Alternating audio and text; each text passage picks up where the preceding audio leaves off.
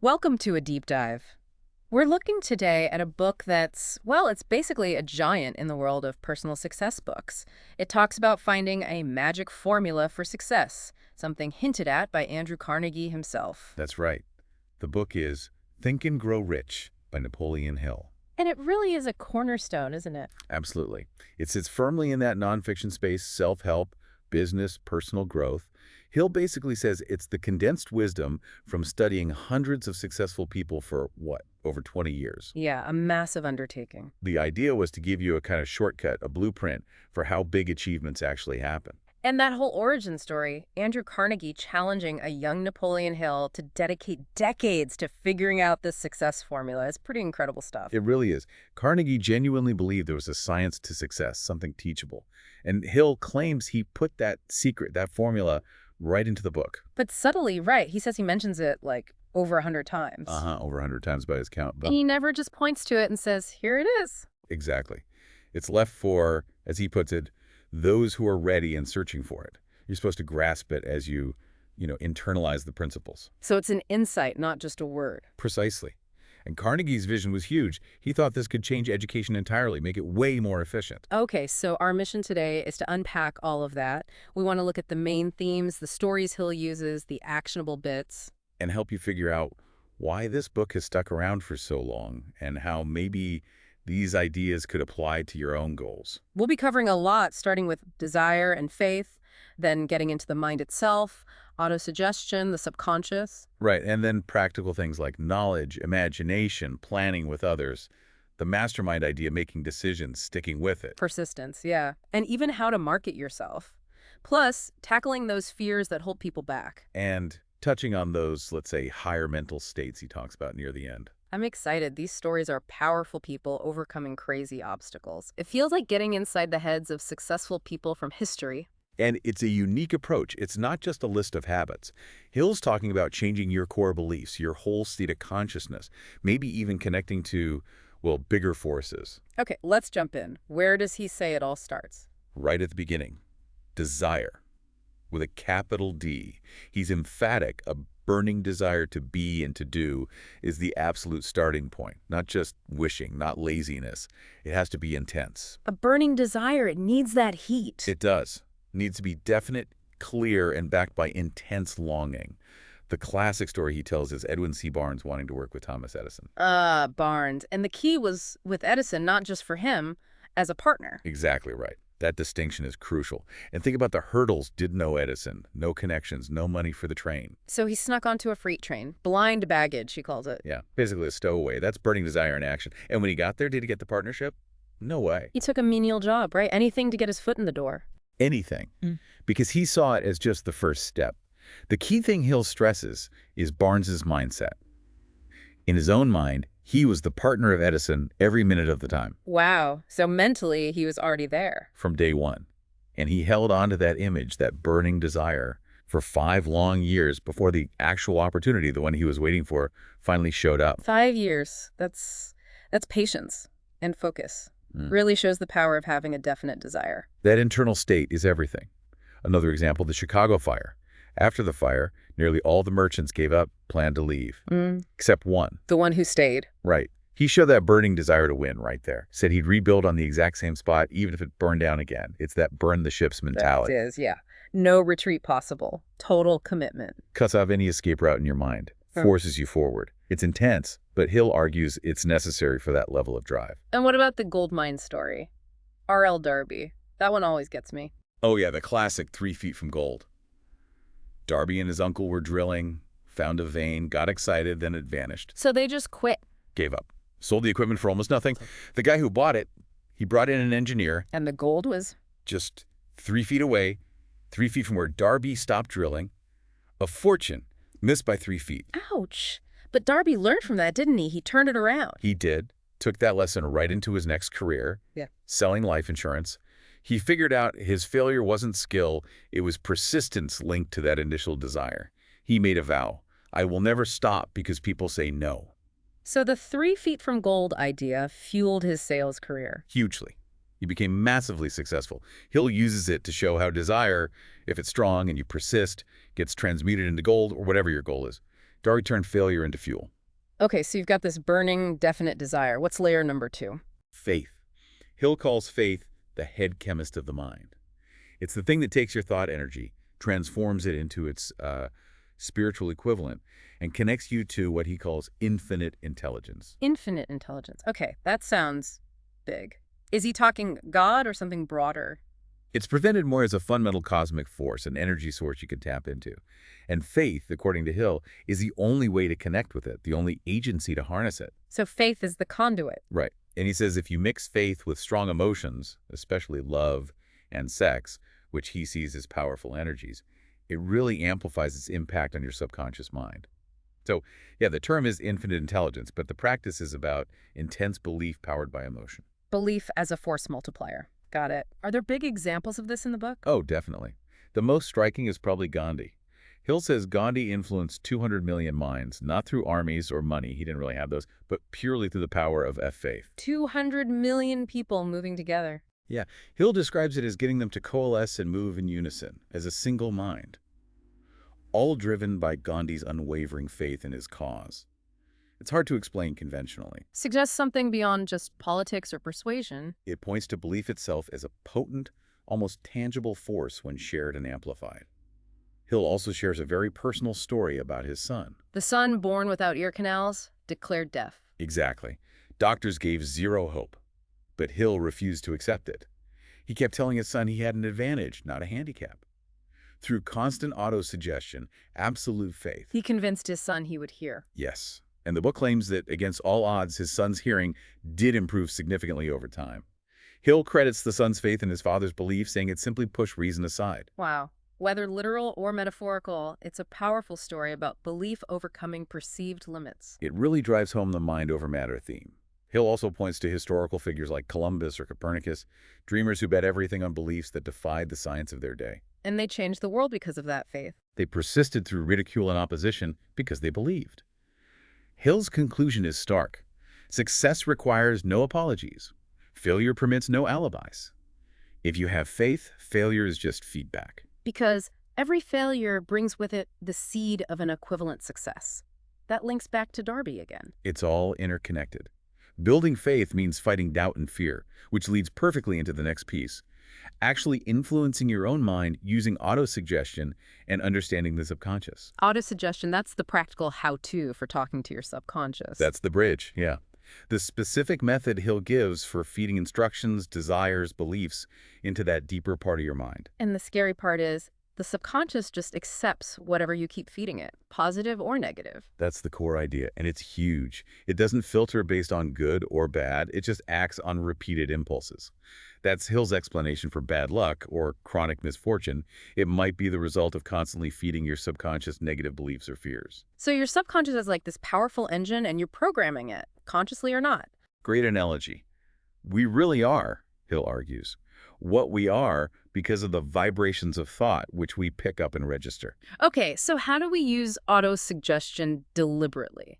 The book gives specific steps, right? Very specific. Write down your definite chief aim, exactly what you want. Memorize it.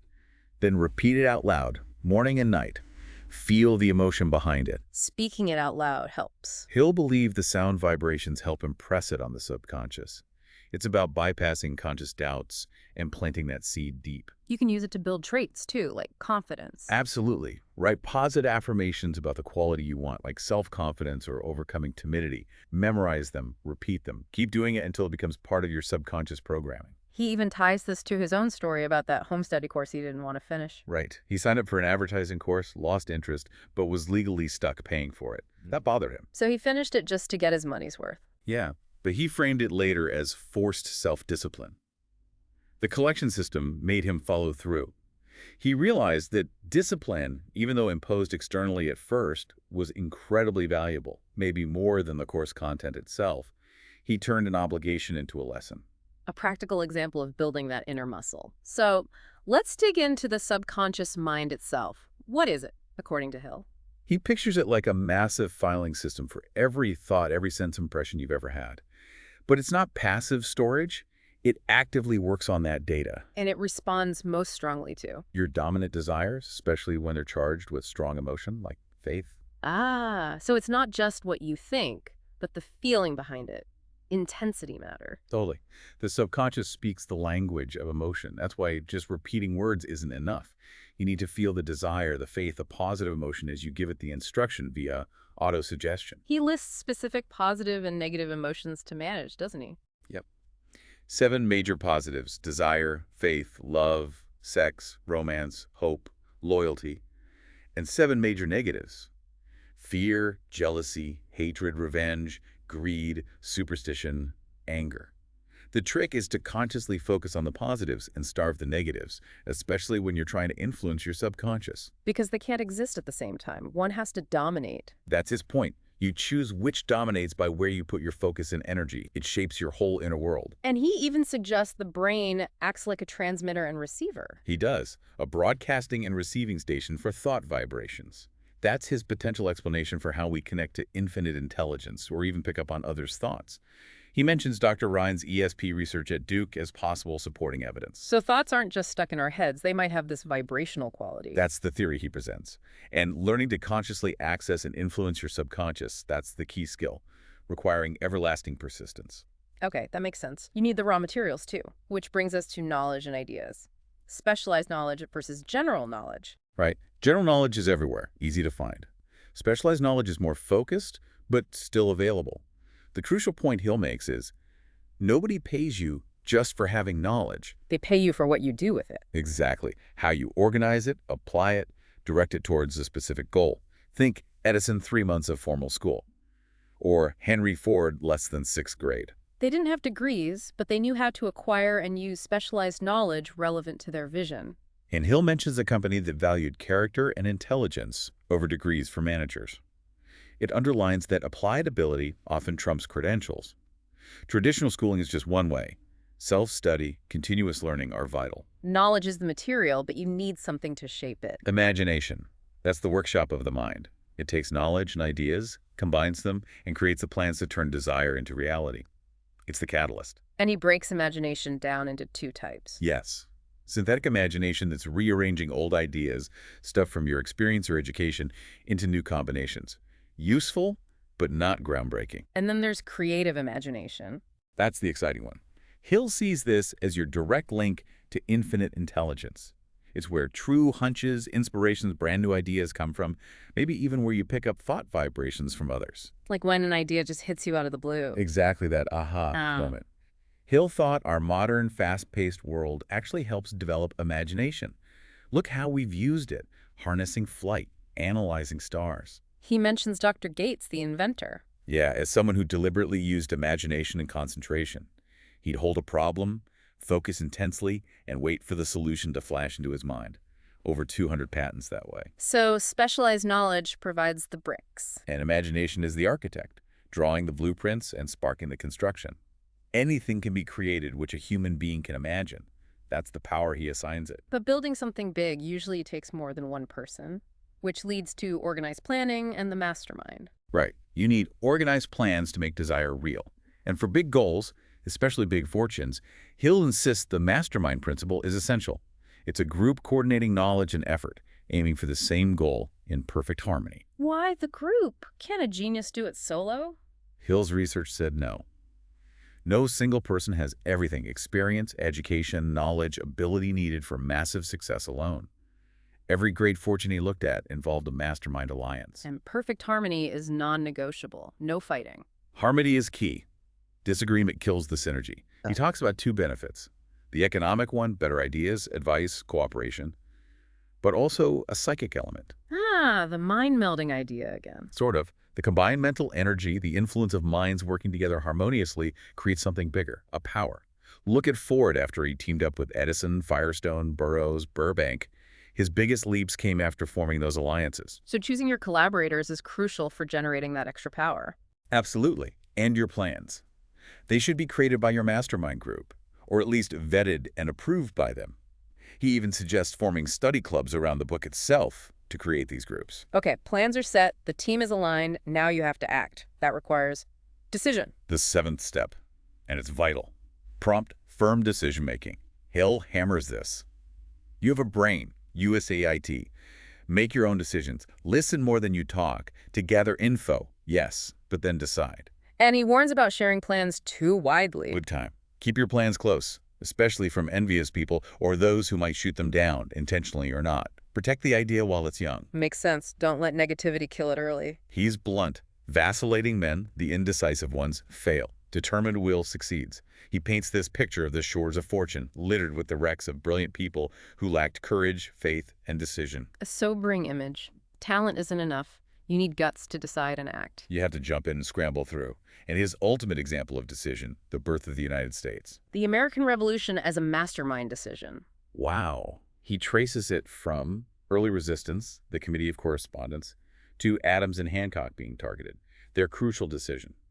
Call a secret meeting, lock the doors, and not leave until they agreed to form a Continental Congress. A locked room decision that changed history. Hill argues the nation was born from that decision created by a mastermind consisting of 56 persons, the signers of the Declaration. Knowing the risk, they decided.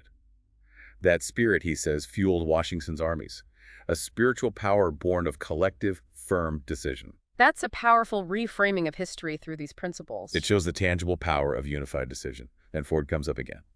Everyone told him his V8 engine block was impossible. But he just decided to do it anyway. Yep.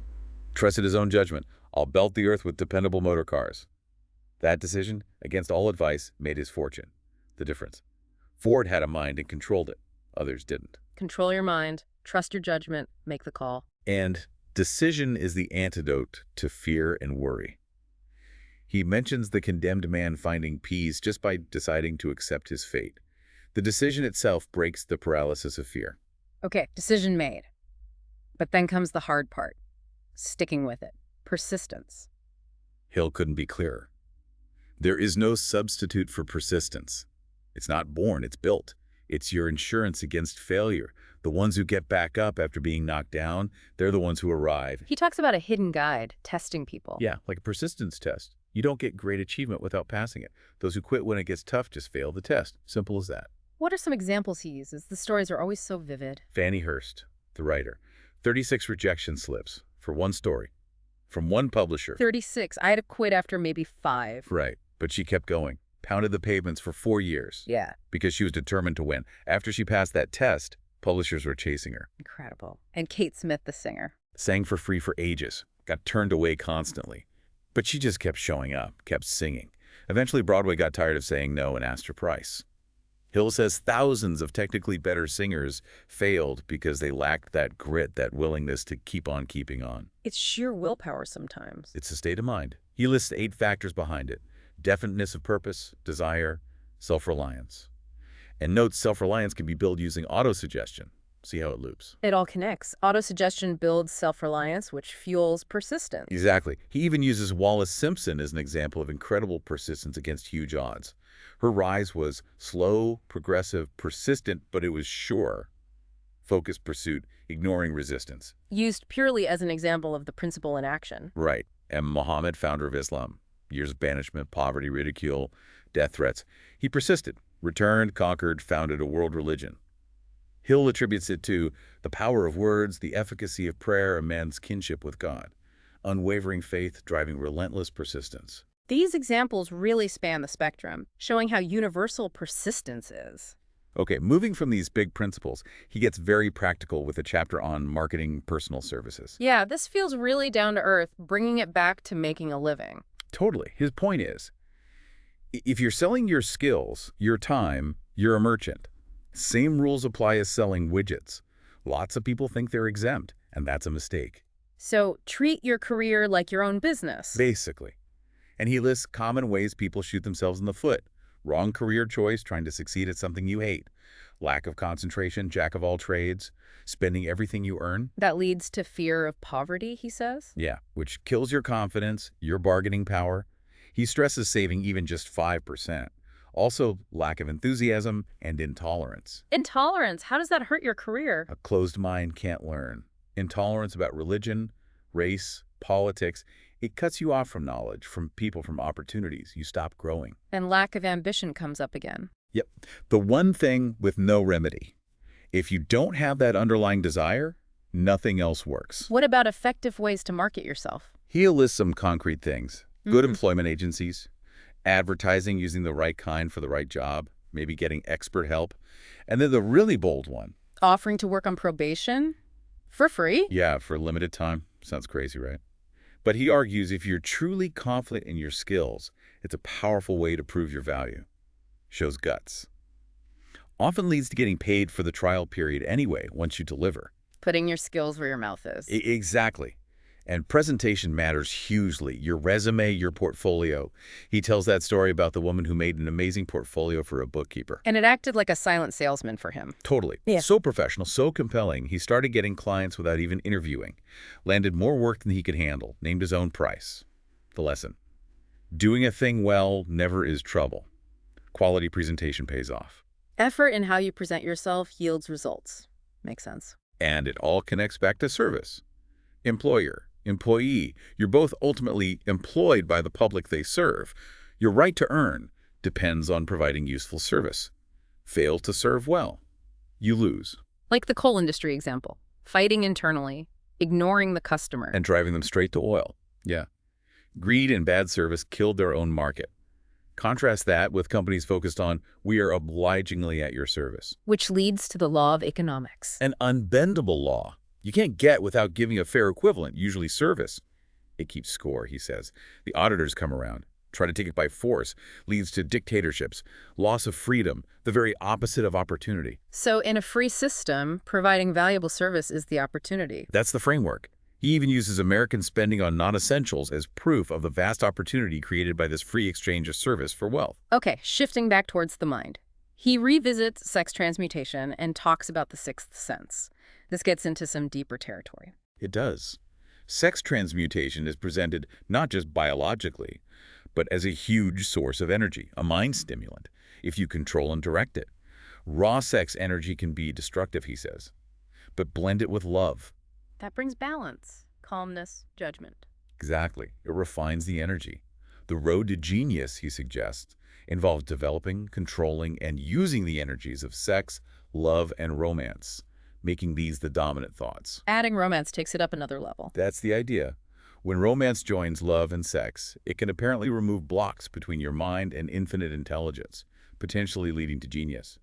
He argues that lasting, happy marriages need that blend. He links this controlled energy to the drive and creativity of historical figures. Yeah, people like Washington, Napoleon, Shakespeare, Lincoln, Edison. He suggests their immense output stem partly from transmuting this powerful energy. Nature's stimulants, love, sex drive, autosuggestion are the best way to reach higher mental planes, he claims, better than any artificial means. It's definitely a different way of looking at these fundamental drives. Reframing them as power sources for achievement, especially when elevated by love and romance, creates personal magnetism too, he suggests. And building on that, the sixth sense. Ah, yes, the door to the Temple of Wisdom. This is supposedly the faculty for direct contact with infinite intelligence. But, and this is key, it's not easy. It develops slowly, only after you've mastered all the other principles. So it's like the capstone, the final stage. Pretty much. Usually comes later in life, after 40, maybe 50. Needs years of meditation, self-examination, focused thought. You can't just turn it on. And what does it do? Give you insights, warnings. Like guidance, hunches, warnings about danger, alerts to opportunities, seemingly from outside your normal thinking. Like a guardian angel, he says. And this is where he talks about his invisible counselors, his imaginary meetings. Yes, the most unique part of the book, he admits it took courage to share.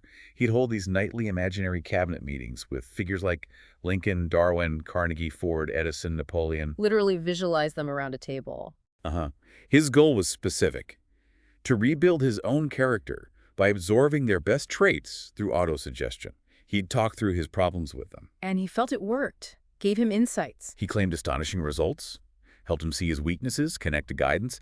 He felt solutions came from these sessions. It was his way of using creative imagination, maybe tapping into that sixth sense or infinite intelligence. He positions this chapter as being especially for those aiming really high. Yeah, suggesting this intuitive level is needed for the biggest achievements. And he links it back. The creative imagination is the receiver for these insights from infinite intelligence. It's a fascinating blend of psychology and maybe metaphysics. It creates a coherent philosophy within the book. Master your inner world thoughts, desire, faith, emotions, and you open doors to outer achievement and maybe higher guidance. But before you can reach those heights, you have to deal with the roadblocks, the 6 basic fears. Crucial step. The 6 ghosts of fear. He calls them the most common weakness, often just creations of uncontrolled imagination lurking in the subconscious, but incredibly dangerous. They cause discouragement, timidity, procrastination, indifference, indecision, lack of ambition, all the opposites of the You principle. have to actively root them out. Absolutely. First, fear of poverty, often inherited, leads to distrust, bad life choices based on money, makes people desperate, Fear of ill health. linked to hypochondria, negative thinking making you sick, avoiding exercise, focusing on illness. Positive thought is the cure, he insists. Fear of loss of love. The most painful, he says. Deep roots in our past, causes jealousy, suspicion, wreaks emotional havoc, using modern lures instead of force. But the core fear is the same. Fear of old age. Mostly fear of poverty and old age and fear of death. Fueled by distrust and sometimes, he says, cruel teachings about the afterlife. Fear of criticism. This one really kills potential, paralyzes initiative, imagination, individuality, self-reliance. He tells that story of the mother's criticism destroying her son, keeps people in bad situations, stops them learning, often subconscious. He even throws in that old theory about hats and baldness as an example of how far it goes. And the last one, fear of death. The cruelest for some, often exploited, he argues, by religious fanaticism for a price. Comes from those ultimate unknowns. Where did I come from? Where am I going? So identifying these fears is critical because they block everything else. Totally. They're the brakes. And the antidote, again, habit of prompt and firm decision. Facing the fear, deciding to act anyway, of this hold. Which brings us right to the ultimate power. Control your mind. This might be the single most important statement in the book. You have absolute control over exactly one thing. Your thoughts. That's it, just thoughts. That's it. Your spiritual estate, your divine birthright. It's the only way to control your destiny. Fail to control your mind, let it drift or be ruled by fear, and you control nothing else, period. Mind control is the foundation. The absolute prerequisite. And it takes work, self-discipline, habit. You either control your mind or it controls you. No middle ground. The best way, keep it busy with a definite purpose, backed by a definite plan. And Ford is the final example here. The ultimate example. Ford controlled his mind. His hundreds of thousands of employees mostly didn't. That, Hill says, was the main difference. Ford had a mind and directed it. He didn't wait for a chance. He created an opportunity and backed it with persistence. Demolishes the "I never had a chance" excuse. He willed it through mastery of thought, purpose, and persistence. That's the core message. Even Washington people said he couldn't win, but he exercised his divine right to believe and control his thoughts towards his purpose. Okay, wrapping up, how does he suggest putting this all into practice? Self-analysis. Essential. Like a business inventory, but for yourself. Annually, check if faults are decreasing, virtues increasing. Are you moving forward towards your goal, stalled, or slipping back? A personal accountability system. Rigorous. He gives 28 deep questions to ask. How have I improved my service? Been intemperate? Shown egotism? Decisions based on guesswork or thought? Budgeting. How much time wasted on unprofitable effort? Needs honest answers. Maybe a full day dedicated to it. Requires that same courage needed to face fears. It's part of mastering the mind objective self-evaluation. And the best way to use the book, not alone, practice the mastermind principle. Those study groups again. Exactly. Form a club with harmonious, like-minded people. Discuss the chapters weekly. That collaborative energy, shared insight, accountability, that's how you unlock the full power, using collective intelligence. So the principles amplify each other, and applying them together amplifies them further. It's using the mastermind for learning and growth itself. That's the recommended path. Wow, what a journey. From that initial spark of desire and faith, building the mental machinery with autosuggestion and imagination, planning, deciding, persisting, marketing yourself, facing down fear, and finally realizing you control your thoughts. It's a powerful framework, built on Carnegie's Commission. It suggests success isn't just about external luck, but mastering your internal world. And the secret. Still hidden in plain sight. It seems so. Not one magic word, but the cumulative effect of applying all these interconnected principles, revealed through your own effort, your own readiness, as shown in all those stories. Well, this deep dive has really only skimmed the surface of Think and Grow Rich. Oh, absolutely. We strongly encourage you, the listener, to grab the book, go deeper. Use the exercises, do the self-analysis, uncover that secret for yourself through your own work. So here's a final thought, echoing the book's core message. If the greatest achievements we know, building empires, founding nations, maybe even connecting to infinite intelligence, all started with definite thoughts, fueled by burning desire and unwavering faith. What could you create right now just by taking absolute control of your own mind and directing it? That's the challenge the book leaves you with. The power is in your thoughts. Thank you for joining us on this deep dive into Think and Grow Rich. We hope it's given you some powerful ideas to think about and maybe act on. Definitely check out the book, maybe form that mastermind group, and start mastering your own mind.